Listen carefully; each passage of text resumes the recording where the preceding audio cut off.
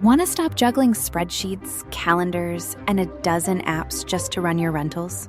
Lodgify makes it easy. It's an all-in-one toolkit for hosts. Build a direct booking website, automate guest messaging, and keep all your channels in sync. Running your rental business your way has never been simpler. And for Good Morning Hospitality listeners, you can get 20% off any yearly plan with code GMH20. Just check the link in the show notes to get started today. Welcome to Good Morning Hospitality, your one-stop shop for the latest news, noteworthy trends, and thought-provoking discussions across the industry. From hotels and short-term rentals to all things travel and hospitality, you'll find each episode equips you with the information that you need to start your week. Join us on Good Morning Hospitality every Monday, wherever you get your podcasts.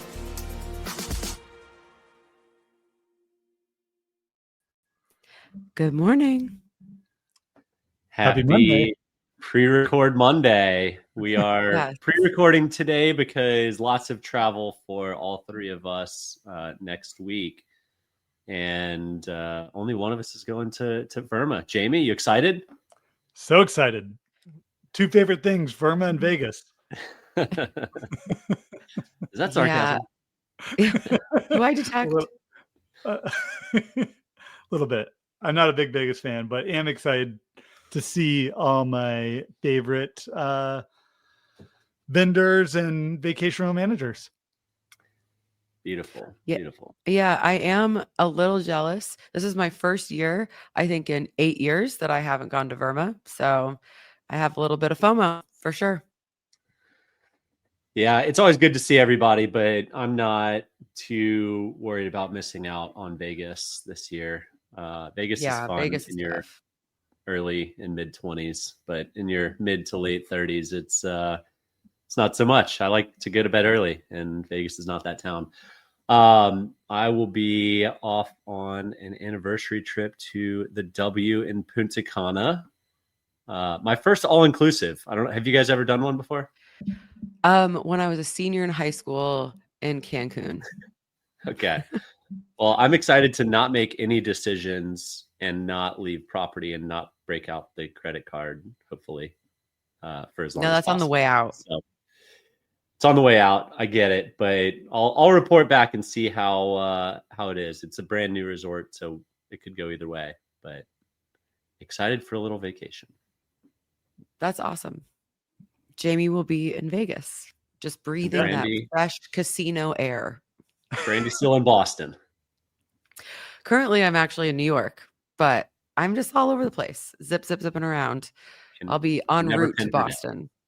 No. Are you booking all your trips on AI or what? Well, we'll get to it. I was unsuccessful.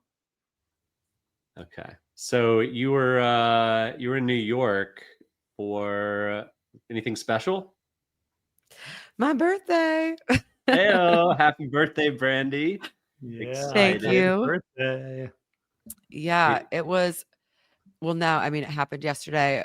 An incredible restaurant called Kono. That's like, I think it just won a World's 50 Best. And it was like a very incredible yakitori experience. And it's usually all that kind of cooking is usually very like solemn. I feel like when you go to like an omakase restaurant, it's very like reserved. And it was like the way they're prepping everything is very meticulous, but the music selection was early 2000s rap and R&B. So we walked in and like, Yeah by Usher was blasting and a Millie and like all this stuff. And like, I think that just made it so fun. It like took the seriousness out of all of it, which I thought was really cool. They knew it was your birthday. You needed that nostalgia. There we go. Yeah. I don't even want to know how much that costs. A top 50 Me either. in New York City. That's for my credit card to know. Rack those points up, Brandy. Rack those points up. Cool. Well, we touched on a topic last Monday on how AI and booking compatibility and what all that'll look like in the future. And since then, more has come out. And for example, ChatGPT launched apps where you can kind of embed natively in there. Well, I guess Expedia and Booking.com on GPT. But we all played around with it. Jamie's the most tech savvy of us all. He made it the furthest. But I'm not gonna lie, my user experience was not great or smooth or easy. So Jamie, you want to weigh in here? Yeah, and in the reviews that I've been reading around online, like they haven't been the best in terms of people actually figuring out how to use the app. But if you know how to prompt it and you know how to use it, I think it's a decent experience. And for those watching, happy to give a quick preview because it is, I think, pretty interesting on how they're embedding the apps. So think about these apps for ChatGPT, and I'm sure Jim and I will come out with their own version of like the app on your phone, or using Google Maps. Like they're trying to essentially create their own ecosystem. So Will, if you want to pop up the screen, you can go in and you either start your query with Expedia or booking.com. So I'm going to type in booking.com and I'm going to say, find me a hotel in Atlanta tonight.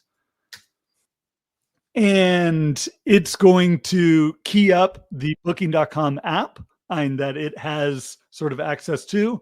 It's going to know the dates that I'm looking to search, knows the city, and it is going to go out and start finding me hotels to book. It's going to give me a way to, and I'm booking.com, find me a hotel in Atlanta tonight. Not a lot of imagination. You could go anywhere in the world, and we've chosen Atlanta in your own backyard. Sometimes when you have kids, like you just need to get out for a night. I asked ChatGPT to book me a trip to the Azores during whale watching season. But you see here, it gave you some great examples of hotels. It gives you the price that you can sort of sort between. And then it is going to bring you into the booking.com site, everything filled out.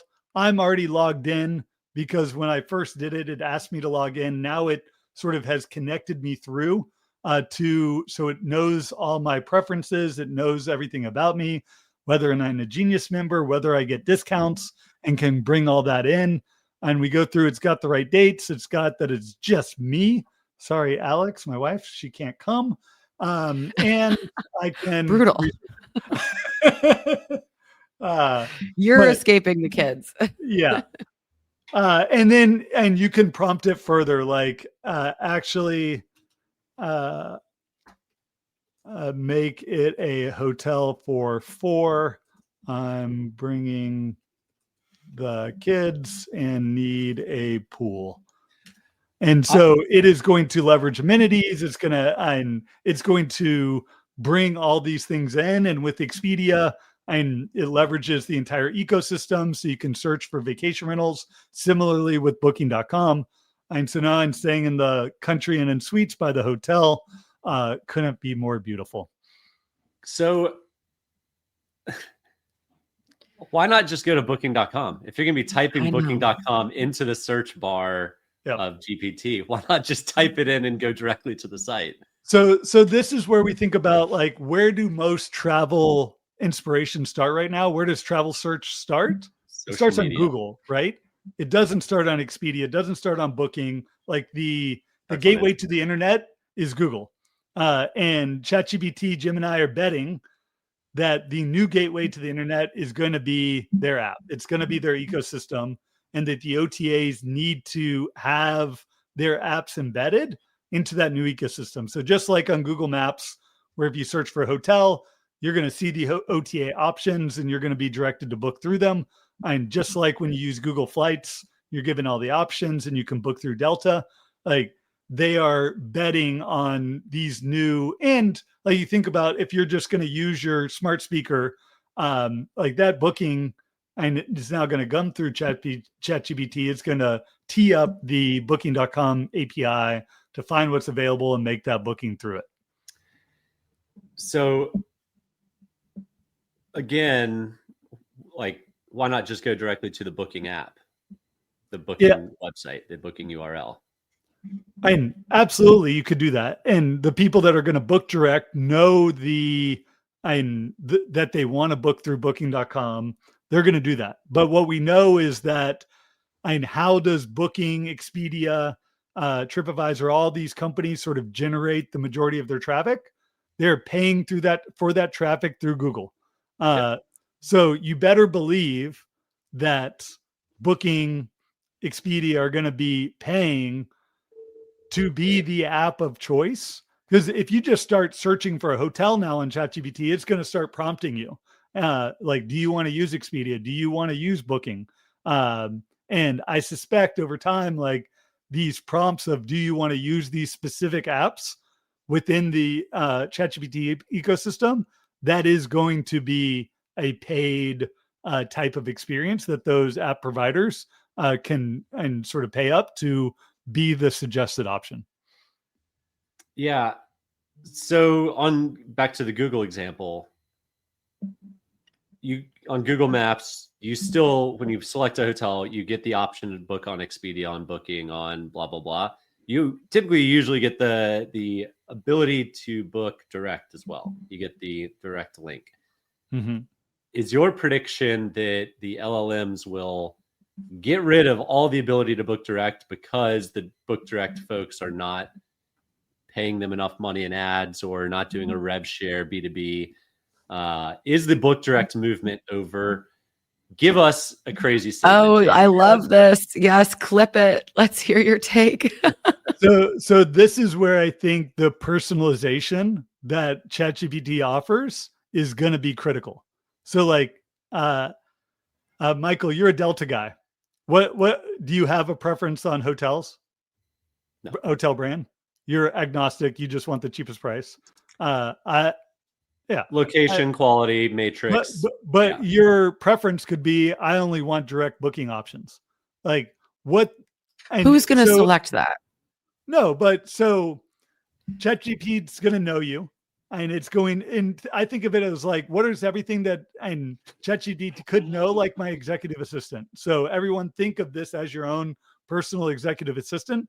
They're going to know that you're a Marriott Bonvoy member. They're going to know that you're a Delta Sky Miles member. They're going to know that you prefer to book your hotels direct and make sure that you get those points associated and free Wi-Fi associated with booking direct. So they're going to know your travel preferences. They're going to have connected to all the different systems, because the Marriott app, the Hilton app, they're all coming. And they weren't what they launched with, but they're all coming. Yeah. The ability for someone to create a direct booking sort of app, through this, I'm sure is coming too. But that's where, if someone's starting sort of brand agnostic, like just like they would with Google, that's where the OTAs are paying for that ability to be that provider. That will still happen. But I think the ability to have personalization and for it to book through the direct source that you want is absolutely going to be there, and is going to be why people feel it is like magic, because, like it just always, but when I ask for a hotel, it just knows to book through Marriott.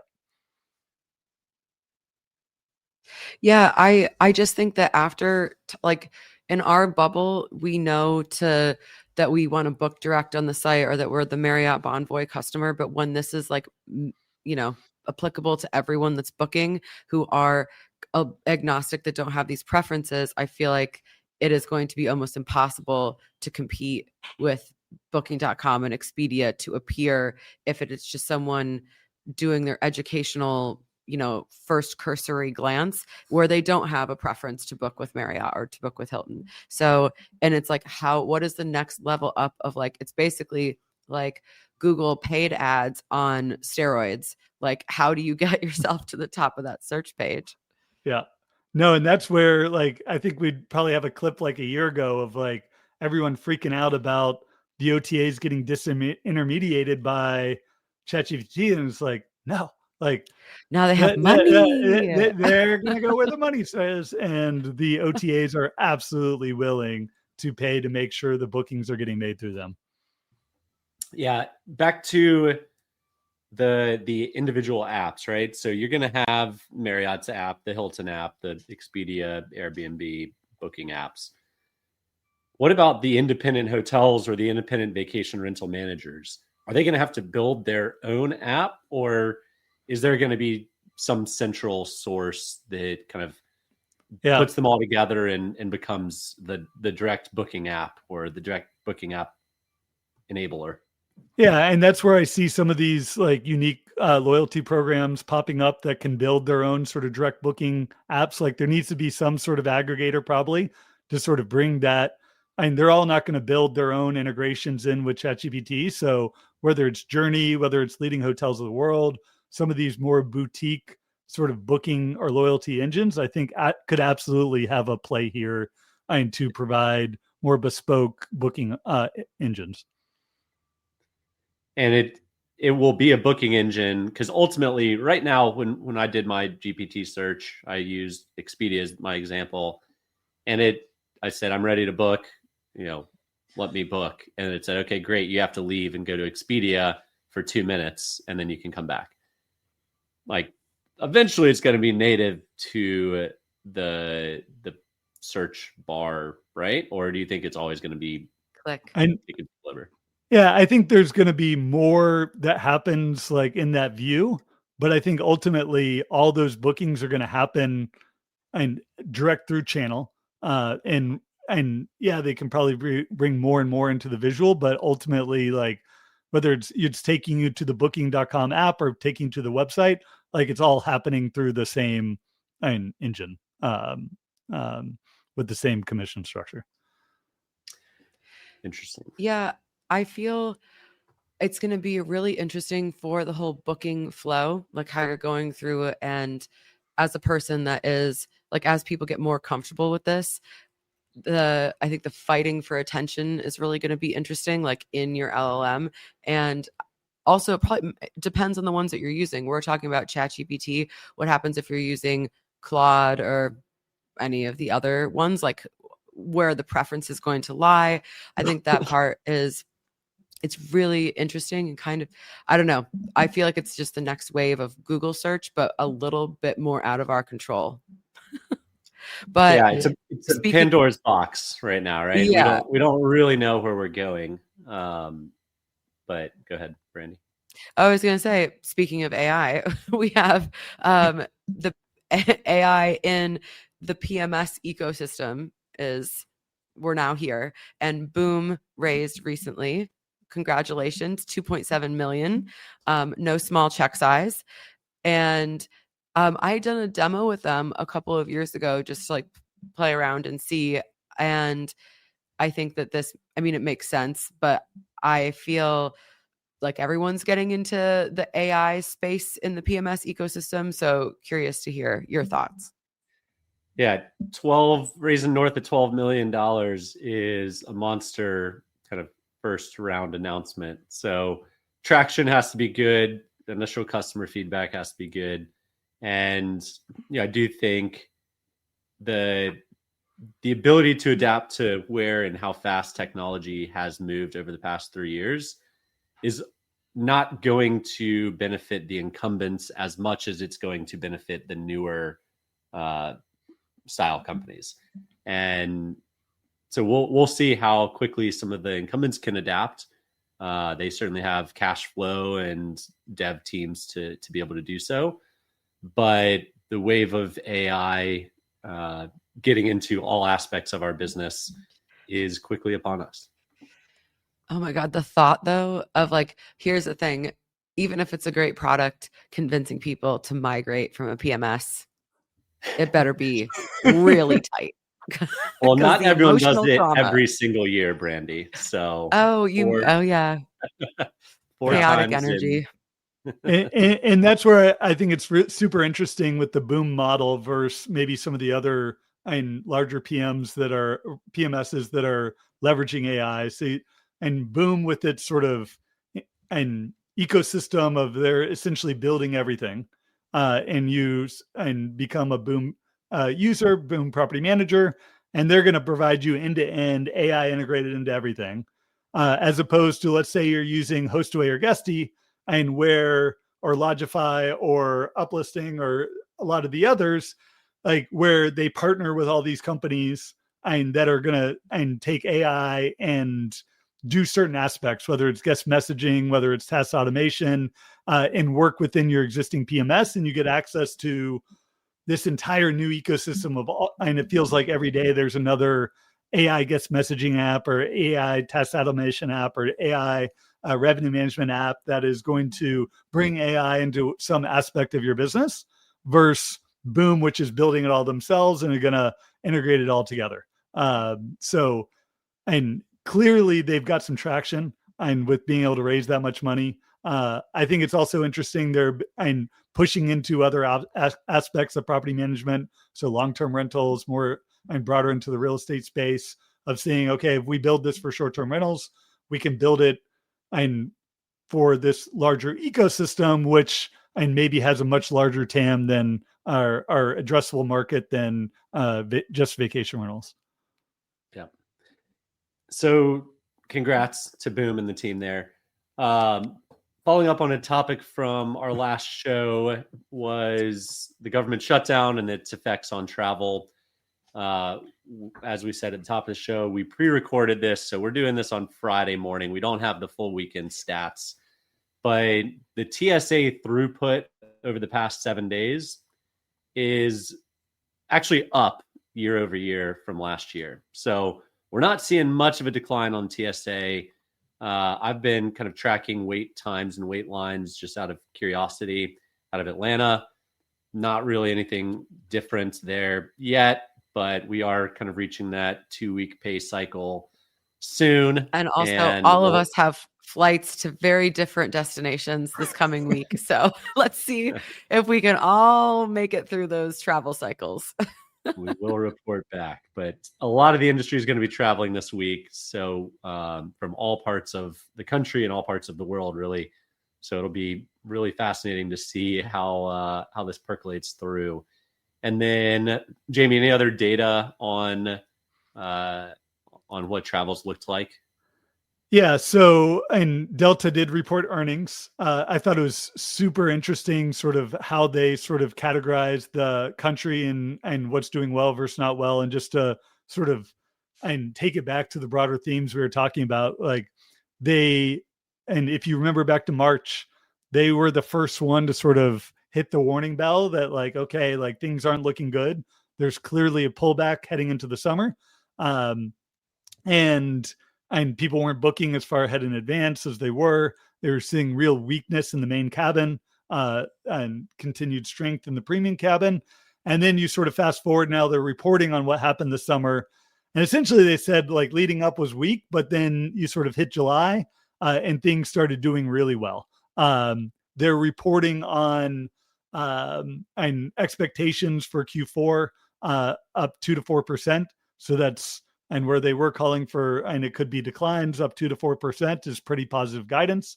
I think aligns with what we've been seeing in past few weeks. So they're expecting that to continue. And I think they are expecting this government shutdown to end relatively quickly and not be a negative factor. So that's definitely a risk. But they did call out still like main cabins essentially flat. All the growth is happening in premium. It's happening in loyalty. It's happening for business travelers. And there's still some real weakness on the consumer side. People using those points. Well, and as luxury and wealthy people always travel. So we saw that through the 08, 09 downturn that hospitality was crushed, but not in the luxury segment. So yeah, rich people like to fly regardless. Yeah. And in the hotel data, like it was down again in September, and short-term rental demand for September just a historically terrible month for everybody. Historically a terrible month. We also had like one less day of around Labor Day in the month of September. It was in August, so that impacted it. But short-term rental demand, which had been growing up 2 to 3%, was flat. It was up 0.1%. So, and a lot of that was the impact of Labor Day, but not a ton of strength coming out of the summer. Well, as this airs, everyone will be at Verma. And there was some spicy conversation on LinkedIn last week about what like the value that people derive from Verma. And so I would love to hear from the audience whenever you listen. What do you feel you're getting from Verma? Do you feel that the price of membership and the price of the ticket is worth everything? Do you not feel like that? I personally, I mean, this year I'm not going, but all the other years I have felt that the price of the ticket was validated by all of the networking and connections and, you know, that kind of thing that I did there. I will say the food is always terrible. That is a consistent, but I felt, and especially as a larger operator, when you pay a membership fee, it's not really that high in terms of like you're being a bigger operator. I can see how if you're a smaller operator or you're paying for it individually, that is a heftier chunk. So I'm excited to hear, you know, after people go through this year's Verma, do you feel like it's worth it? And yeah, I'm excited to, there's some spice on the internet earlier, so I'm excited to hear some comments. Well, and Jamie will give us our GMH. He's our only rep this year. That is wild. Yeah. Wonderful. Well, enjoy everyone's travels, safe travels. Hope there's no major setbacks with all the shutdown activity. But Jamie, have fun in Vegas, but not too much. Brandy, enjoy the whale watching in the Azores. The Azores. There you go. And we'll see everybody next week.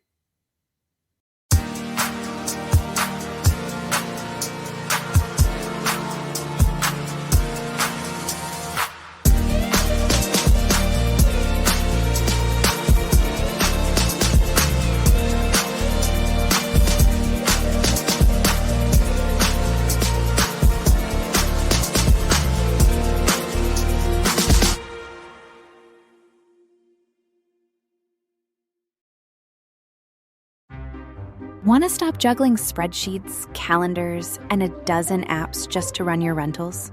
Lodgify makes it easy. It's an all-in-one toolkit for hosts. Build a direct booking website, automate guest messaging, and keep all your channels in sync. Running your rental business your way has never been simpler. And for Good Morning Hospitality listeners, you can get 20% off any yearly plan with code GMH20. Just check the link in the show notes to get started today.